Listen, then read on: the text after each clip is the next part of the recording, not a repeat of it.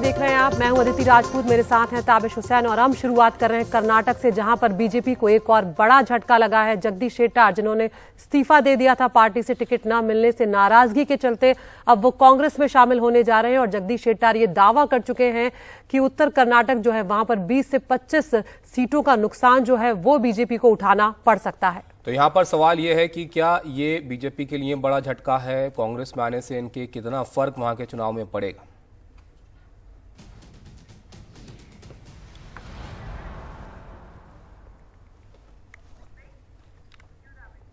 तो कर्नाटक में बीजेपी के लिए बड़ा झटका इसको माना जा रहा है। हुबली धारवाड़ सेंट्रल सीट से विधानसभा चुनाव के लिए टिकट नहीं मिलने से नाराज बीजेपी सरकार के पूर्व मुख्यमंत्री जगदीश शेट्टार ने इस्तीफा दे दिया है। इससे पहले कई मुलाकातों का, बातचीत का दौर इनका चला बीजेपी के साथ, लेकिन बात वहां पर नहीं बन पाई और नाराजगी यहां तक पहुंची कि अब रास्ते बीजेपी से अलग इन्होंने किए और अब कांग्रेस ज्वाइन ये कर रहे हैं।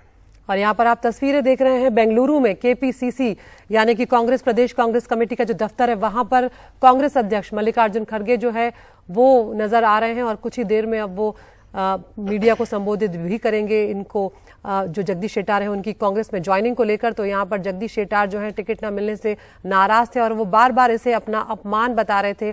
कई बैठकों का दौर जो है वो भी चला। एक बार सुन लेते हैं यहाँ पर क्या कुछ कह रहे हैं नेता। ಇಡೀ ರಾಜ್ಯದ ಮತ್ತು ರಾಷ್ಟ್ರದ ಕಾಂಗ್ರೆಸ್ಸಿಗರೆಲ್ಲರೂ ಕೂಡ ಈ ಕ್ಷಣಗಣನೆಯನ್ನ ನೋಡ್ತಾ ಇದ್ದಾರೆ. ನೀವೆಲ್ಲ ಮಾಧ್ಯಮ ಸ್ನೇಹಿತರು ಕೂಡ ಇವತ್ತು ಇಡೀ ರಾಷ್ಟ್ರಕ್ಕೆ, ರಾಜ್ಯಕ್ಕೆ ಒಂದು ದೊಡ್ಡ ಸಂದೇಶವನ್ನು ಕಳಿಸ್ತಾ ಇದ್ದೀವಿ.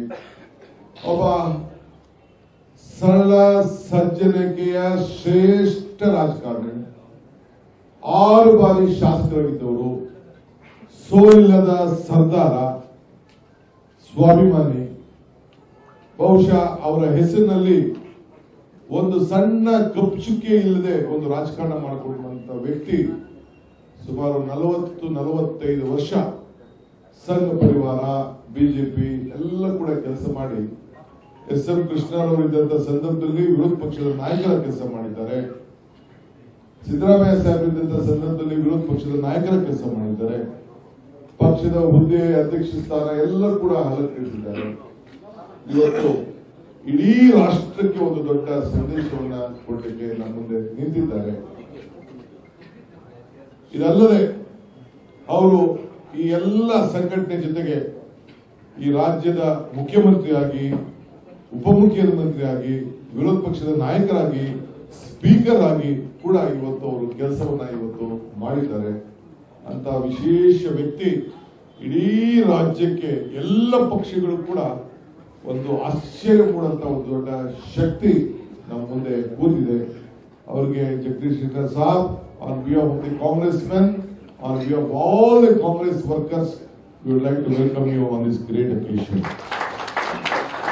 ಇದಲ್ಲದೆ ನಮ್ಮ ನಾಯಕರಾದಂತ, ಶಾಸಕಾಂಗ ಪಕ್ಷದ ನಾಯಕರಾದಂತ ಸಿದ್ದರಾಮಯ್ಯ ಸಾಹೇಬರು ಕೂಡ ಈ ಒಂದು ಪವಿತ್ರವಾದಂತಹ ಸಂದರ್ಭದಲ್ಲಿ ಸಾಕ್ಷಿಯಾಗಿ, ಅವರಿಗೆ ಆರೋಗ್ಯ ಸರಿ ಇಲ್ಲವರು ಕೂಡ ಇವತ್ತು ಅವರು ಕೂಡ ಈ ಸಂದರ್ಭದಲ್ಲಿ ಬಂದಿದ್ದಾರೆ. ಅವರು ಕೂಡ ಈ ಸಂದರ್ಭದಲ್ಲಿ ಅವರಿಗೆ ನಾನು ಸ್ವಾಗತವನ್ನ ಈ ಸಂದರ್ಭದಲ್ಲಿ ನಾನು ಬಯಸ್ತಾ ಇದ್ದೇನೆ. ಇದಲ್ಲದೆ ಅಮರ್ ಸಿಂಗ್ ಪಾಟೀಲ್ ಅವರು ನಮ್ಮ ಲೋಕಸಭಾ ಸದಸ್ಯರಾಗಿದ್ದಂಥವರು, ಅವರು ಕೂಡ ಇವತ್ತು ಕಾಂಗ್ರೆಸ್ ಪಕ್ಷಕ್ಕೆ ಸೇರ್ಪಡೆ ಆಗಬೇಕು ಅಂತ ಹೇಳಿ ಅವರು ಬಂದಿದ್ದಾರೆ. ನಮ್ಮ ಕ್ಯಾಂಪೇನ್ ಕಮಿಟಿ ಅಧ್ಯಕ್ಷರಾದ ಎಂ ಬಿ ಪಾಟೀಲ್ ಅವರು, ಬಿ ವಿ ಶ್ರೀನಿವಾಸ್ ಅವರು ಮತ್ತು ಎಸಿಸಿ ಸೆಕ್ರೆಟರಿ ವಿಷ್ಣುನಾಥನ್ ಅವರು ಮತ್ತು ನಮ್ಮ ವರ್ಕಿಂಗ್ ಪ್ರೆಸಿಡೆಂಟ್ಸ್ ಕೂಡ ಇವತ್ತು ನಮ್ಮ ಸಲೀಂ ಅವರೆಲ್ಲ ಕೂಡ ಇದ್ದಾರೆ. ಸೊ ನಾನು ಯಾರು ಜಾಸ್ತಿ ಹೆಸರನ್ನ ತೆಗೆದುಕೊಳ್ಳುವುದಿಲ್ಲ, ಕ್ಷಮಿಸಬೇಕು. ಮತ್ತು ಎಲ್ಲ ಮಾಧ್ಯಮ ಸ್ನೇಹಿತರು, ಇವತ್ತು ಬಹಳ ಪವಿತ್ರ ದಿನ, ಶುಭಗಳಿಗೆ ಶುಭ ಸಮಾರಂಭ. ನಿಮಗೂ ಕೂಡ ಈ ಸಂದರ್ಭದಲ್ಲಿ ನಾನು ಸ್ವಾಗತವನ್ನು ಮಾಡಿ ಇವತ್ತು ಮಾನ್ಯ ಶ್ರೀ ಖರ್ಗೆ ಸಾಹೇಬರಿಗೆ ತಮ್ಮನ್ನ ಉದ್ದೇಶಿಸಿ ಮಾತಾಡಲಿಕ್ಕೆ, ಅವರ ವಿಚಾರವನ್ನ ತಿಳಿಸಲಿಕ್ಕೆ ನಾನು ಅವರಿಗೆ ಈ ಮೈಕ್ ಅನ್ನ ಹ್ಯಾಂಡ್ ಓವರ್ ಮಾಡ್ತೇನೆ.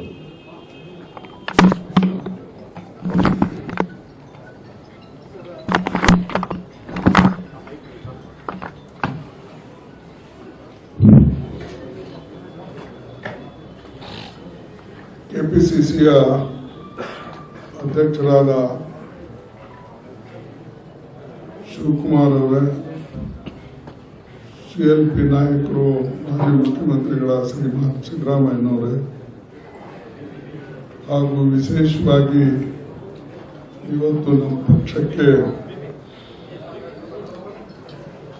ಸೇರಬೇಕು ಅಂತ ಹೇಳಿ ನಮ್ಮ ಪಕ್ಷದ ಸದಸ್ಯತ್ವವನ್ನು ಸ್ವೀಕಾರ ಮಾಡ್ತಾ ಇರತಕ್ಕಂಥ ಮಾಜಿ ಮುಖ್ಯಮಂತ್ರಿಗಳು ಮತ್ತು ದೀರ್ಘಕಾಲ ಅಸೆಂಬ್ಲಿಯಲ್ಲಿದ್ದು ಜನಾನುರಾಗಿ ಎಲ್ಲರನ್ನ ಪರಿಚಯ ಇರತಕ್ಕಂಥ ಶ್ರೀ ಜಗದೀಶ್ ಶೆಟ್ಟಾರ್ ಅವರೇ ಹಾಗೂ ವೇಣುಗೋಪಾಲ್ ಜಿ ಅವರೇ ಸುರ್ಜೇವಾಲಾ ಜಿ ಅವರೇ ಹಾಗೂ ಈ ವೇದಿಕೆ ಮೇಲೆ ಕುಳಿತಂತ ಎಲ್ಲ ಮಿತ್ರರೇ ಹಾಗೂ ಮಾಧ್ಯಮದ ಬಂಧುಗಳೇ अखिलेश शर्मा इस वक्त जुड़ गए हैं। अखिलेश, जगदीश शेट्टार ने यहाँ पर कहा है कि ये मुझे जगदीश शेट्टार को समझ नहीं पाए हैं बीजेपी वाले और वो जानते नहीं है मैं कौन हूँ, और अपमानित काफी उन्होंने महसूस किया। हम लगातार इस बात को रिपोर्ट भी कर रहे थे कि वो नाराज चल रहे हैं, उन्होंने मुलाकातें भी की हैं, लेकिन यहाँ पर वो ये भी बोल रहे हैं कि उत्तर कर्नाटक में 20 से 25 सीटों का नुकसान हो सकता है बीजेपी को अगर वो हाथ से निकल जाते हो तो, और अब वो कांग्रेस में शामिल हो रहे हैं। जी निश्चित तौर पर यह बीजेपी के लिए एक बड़ा झटका माना जा रहा है। कर्नाटक में जिस तरह का घटनाक्रम हुआ है, ये दूसरे बड़े नेता हैं जिन्होंने टिकट न मिलने के बाद बीजेपी छोड़ने का फैसला किया है। हालांकि बीजेपी का यह कहना है कि पार्टी ने सोच समझ करके फैसला किया था, क्योंकि 6 बार से लगातार जगदीश शेट्टार चुनाव जीते हैं, बीजेपी के प्रदेश अध्यक्ष भी रहे, प्रदेश के मुख्यमंत्री भी रहे, तो बीजेपी चाहती थी कि अब उनकी सीट पर किसी नए चेहरे को मौका दिया जाए। और ये बीजेपी की एक कह सकते हैं कि दूरगामी रणनीति का नतीजा है। बीजेपी चाहती है कि कर्नाटक समेत अन्य जो राज्य है वहां पर नई लीडरशिप को पनपने का मौका दिया जाए, और इसीलिए बीजेपी ने इस बार 52 जो है वो नए चेहरों को कर्नाटक के विधानसभा चुनाव में उतारा है। लेकिन हाँ, जगदीश शेट्टार इस बात से प्रसन्न नहीं थे। वो चाहते थे कि वो चुनाव लड़ेंगे, किसी भी कीमत पर वो चुनाव लड़ना चाहते थे। उनका यह कहना था कि वो केवल सामान्य विधायक बनकर ही रहना चाहते थे।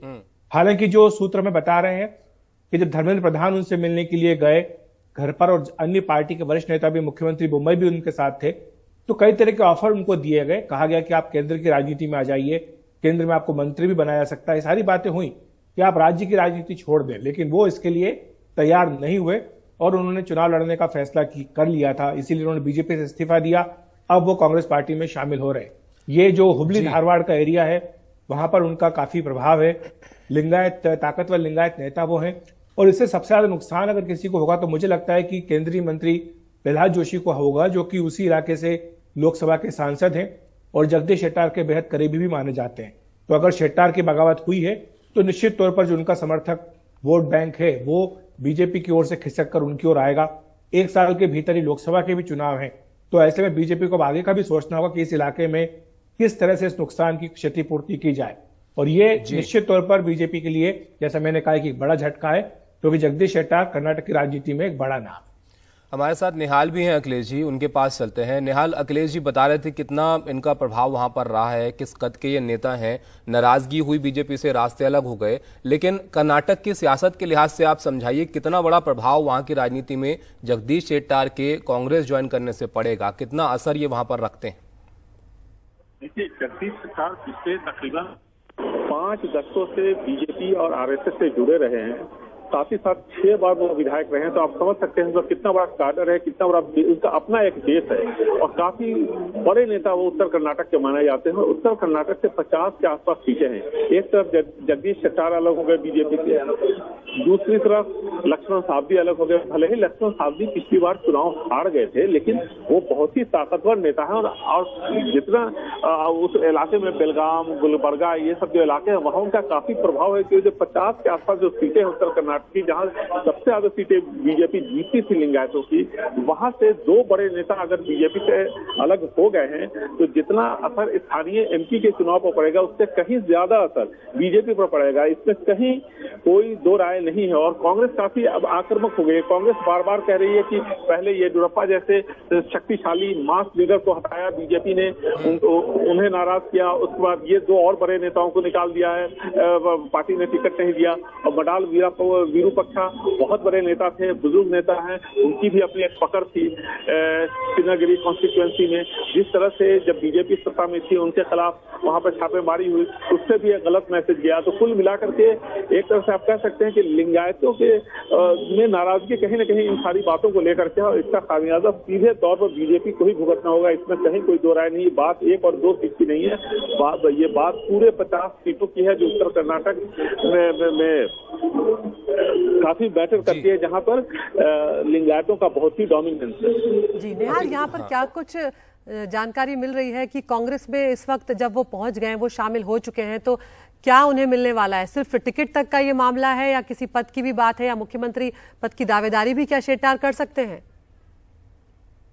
आधिकारिक तौर पर अभी कोई बयान नहीं आया है, लेकिन ऐसा लगता है कि जब इस तरह की डील होती है तो बहुत सारे दूसरे एस्पेक्ट भी होते हैं। कई लोग ये भी कहते हैं कि अगर जब इस तरह की डील होती है तो उसमें यह बात भी होती है कि इनकेस अगर आप हार जाते हैं तो विधान परिषद यानी एमएलसी आपको बनाया जाए या कुछ पार्टी में दूसरा पद दिया जाए, तो ये सारी चीजें भी होती रहती है। लेकिन आधिकारिक तौर पर कभी इस बारे में कोई बयान मिलता नहीं है, इसमें खुल करके इस बारे में नहीं कहा जा सकता। लेकिन जहां तक जगदीश शेट्टार, लक्ष्मण सवदी जैसे नेताओं, लिंगायत नेताओं का सवाल है, तो इनका अपना एक काडर है, अपना एक बेस है, और अगर कुछ इन लोगों को ऐसा लगता है कि कांग्रेस में आने से कांग्रेस का कुछ वोट ट्रांसफर होगा, बीजेपी का तो उनका अपना काडर है, उसमें से अगर मान लीजिए 50% भी ट्रांसफर होता है तो इन्हें लगता है कि शायद ये आराम से जीत जाएंगे। तो ये सब इनके कैलकुलेशन होते हैं, इसी वजह से ये लोग पार्टी जो भी चाहे वो कांग्रेस से बीजेपी में जाए या बीजेपी से कोई कांग्रेस में है, इन सभी कैलकुलेशन को ध्यान में रख करके ये अपना कदम आगे बढ़ाते हैं। अखिलेश जी, यहाँ पर जगदीश शेट्टार की अगर हम बात करें तो बड़ा झटका बीजेपी के लिए इसको माना जा रहा है, लेकिन बीजेपी ऐसे मौके कम देती है कि उनके लिए झटका जो है वो दिखे, क्योंकि कहा जाता है कि वो पहले ही चीजों का आकलन अपने हिसाब से कर लेते हैं। तो क्या वजह आपको लग रही है यहाँ पर कि जगदीश शेट्टार के साथ उन्होंने उस हिसाब से कोशिश नहीं की उनको रोकने की या उनकी नाराजगी को जो है वो कम करने की? क्योंकि एक बड़े नेता है, जाहिर है, और वो अपनी बातों में कहते रहे कि मैं हर जो क्राइटेरिया है बीजेपी के पूरे करता हूं, मेरी उम्र भी इतनी नहीं है कि मुझे जो है टिकट ना दिया जाए। बीजेपी ने अपनी ओर से कोशिश पूरी की है उन्हें मनाने के लिए। उन्हें दिल्ली बुलाया गया, पार्टी अध्यक्ष जेपी नड्डा ने उनसे मुलाकात की, उसके बाद भी जब वो नहीं माने तो फिर वहां पर केंद्रीय मंत्री धर्मेंद्र प्रधान, जो कि चुनाव प्रभारी भी है कर्नाटक के, उन्हें उनके घर भेजा गया। मुख्यमंत्री बोम्मई भी खुद उनके साथ है, उस वक्त समय में थे, और तमाम तरह के ऑफर भी उनको किए गए कि आप पार्टी में बने रहिए। लेकिन जो फैसला हो चुका था, देखिए बीजेपी ये फैसला कर चुकी थी कि हुबली धारवाड़ सेंट्रल से जगदीश शेट्टार को टिकट नहीं देना है, और उनसे ये कहा गया था कि आप ये एक पत्र पार्टी अध्यक्ष जेपी नड्डा के नाम दे दें कि जिसमें आप ये लिखें कि अब आप चुनावी राजनीति से दूर रहना चाहते हैं और पार्टी की सेवा करते रहेंगे, पार्टी को जिताने का काम करेंगे, जिस तरह से कि ईश्वरप्पा ने किया वैसे ही जगदीश शेट्टार को भी लिखने के लिए बोला गया था। लेकिन हम सब जानते हैं कि जगदीश शेट्टार ने खुद ही इस बात को सार्वजनिक कर दिया। कैमरों पर आकर उन्होंने कहा कि उन्हें इस तरह का निर्देश दिया गया, लेकिन वो तो चुनाव लड़ेंगे हर कीमत पर। अगर बीजेपी के टिकट पर नहीं मिलता है, बीजेपी का टिकट नहीं मिलता है, तो निर्दलीय चुनाव लड़ेंगे या फिर किसी अन्य पार्टी में शामिल होकर लड़ेंगे, लेकिन वो चुनाव लड़ेंगे। वो इस बात पर अड़ गए थे।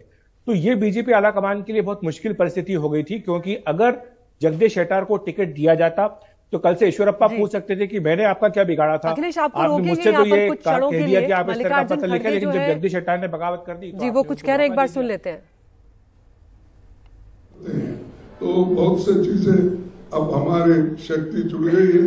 राहुल गांधी जी जो कहते थे, और कल उन्होंने कहा कोलार में कि हमको आप 150 सीट से ज्यादा दो, उसका मतलब यही है कि बीजेपी तोड़ फोड़ के सरकार न बनाए, खरीद परोस के सरकार न बनाए, पैसे से, ईडी से, सीबीआई से ऐसा डरा के हमारी सरकार न तोड़े।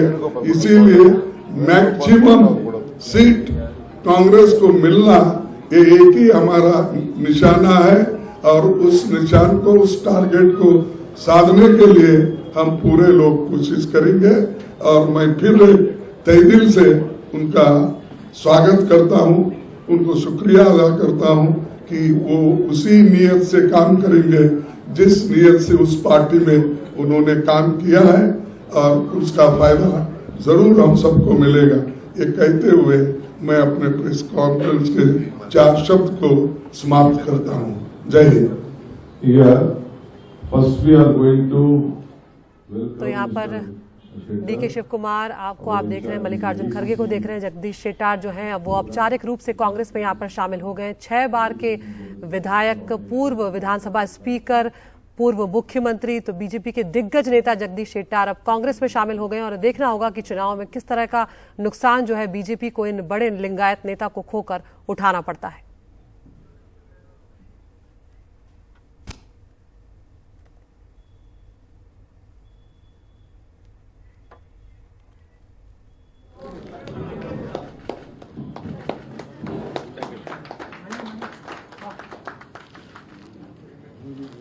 तो तस्वीरें भी आपको दिखाते चलते हैं जहां पर औपचारिक रूप से अब कांग्रेस में शिरकत जो है वो कर ली है। कांग्रेस में शामिल हो गए हैं जगदीश शेट्टार। कई दिन से आप चर्चा सुन रहे थे इनकी नाराजगी की, बीजेपी की तरफ से कई मुलाकातें भी इनसे हुई, कोशिशें भी रहीं, लेकिन अब बात जो है वह नहीं बन पाई और अब कांग्रेस के साथ जो है जगदीश शेट्टार ने थामने का फैसला किया है।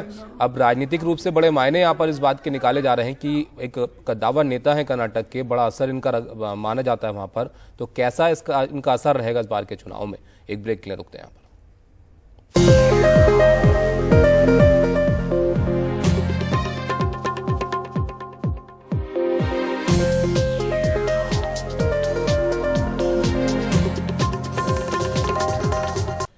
समलैंगिक शादी को मान्यता को लेकर सुप्रीम कोर्ट में सुनवाई से ठीक पहले केंद्र सरकार का एक और हलफनामा दायर जो है वो किया गया है। नए हलफनामे में सरकार की तरफ से कहा गया है कि ये एक नई सामाजिक संस्था बनाने के समान है। सरकार ने इस तरह के विवाह को देश के सामाजिक लोकाचार से दूर शहरी अभिजात्य अवधारणा जो है वो करार दिया है। हलफनामे में ये भी कहा गया है कि विवाह एक संस्था है जिसे केवल सक्षम विधायिका द्वारा ही बनाया जा सकता है और कानूनी मान्यता प्रदान की जा सकती है। जाहिर है सरकार ऐसे मामलों में सुनवाई को लेकर ये साफ करना चाह रही है कि ये काम कोर्ट का नहीं है और इसको लेकर कानून बनाने का अधिकार संसद का है। इस मामले की सुनवाई सुप्रीम कोर्ट की संविधान पीठ कल करेगी।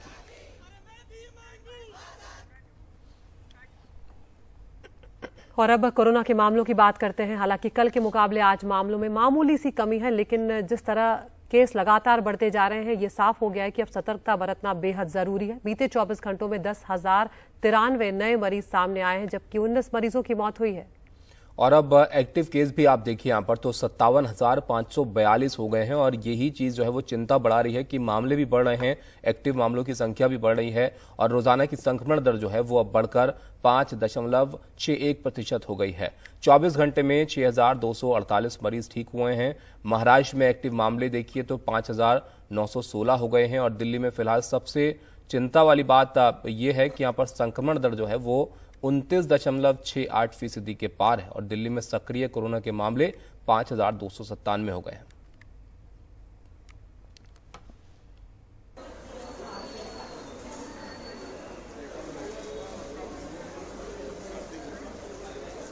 और पिछले 10 दिनों का आंकड़ा भी हम आपको यहां पर दिखाते हैं। अगर 7 अप्रैल की बात करें तो 6,050 केस थे, 8 अप्रैल को 6,155 हुए, जो 11 अप्रैल तक आते आते 5,676 हुए। लेकिन अब अगर हम बात करें सीधे 16 अप्रैल की तो 10,093 मामले जो हैं वो यहां पर नजर आ रहे हैं और 14 अप्रैल वो दिन था जब 11,000 तक मामले पहुंच गए थे। तो एक मामूली कमी हम कह सकते हैं ताबिश यहाँ पर 15 और 16 अप्रैल को दर्ज हुई है मरीजों में। इसको ऐसे भी देख सकते हैं दीदी यहाँ पर कि पिछले 4 दिन से लगातार 10,000 के ऊपर जो है वो मामले आ रहे हैं और इस तरह से कोरोना के मामलों का बढ़ना और रोज इतने मामले आना अपने आप में एक चिंता की बात है।